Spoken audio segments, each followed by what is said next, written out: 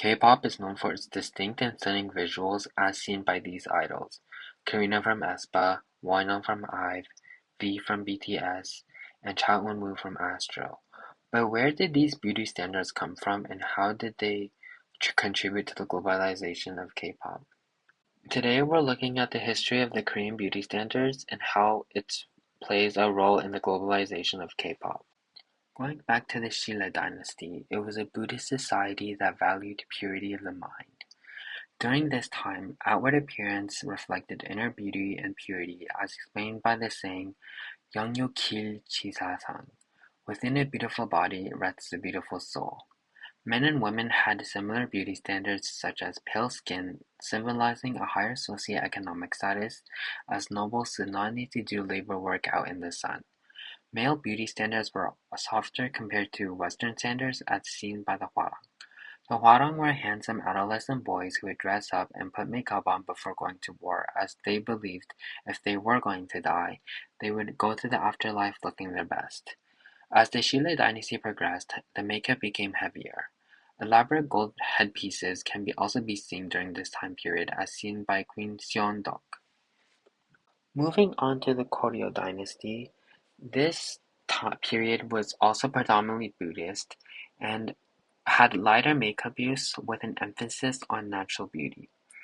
During this time, there was also an increased influence from China as trade routes have increased. Men were also depicted with gentle, composed features, while women had pale skin and soft facial features.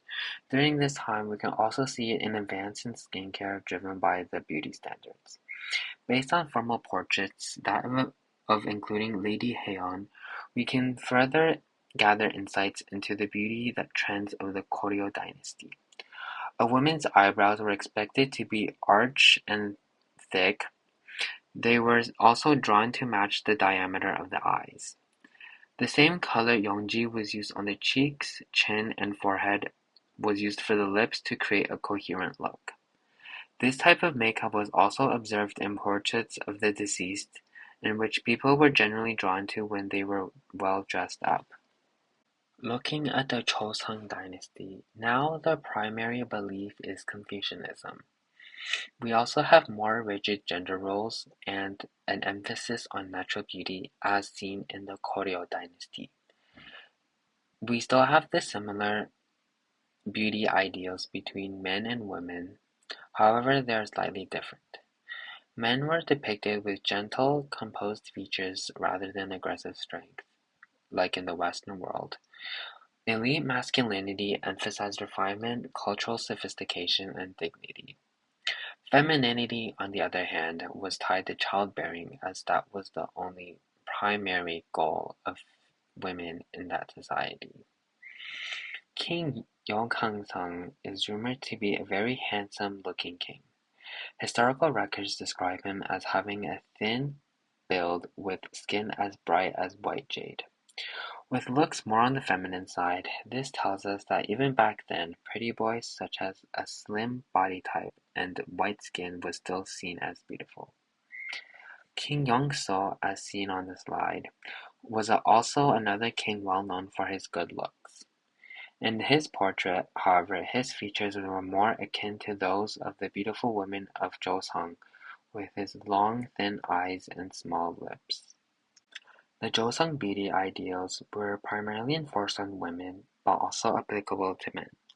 Some of these standards were clear skin, small refined features, slender build, subtle minimal makeup, and long, neatly styled hair. However, Confucianism also does play a part in this, as based on the values you see on the right. We have Samhong, the three reds: red lips, red cheeks, and peachy fingernails.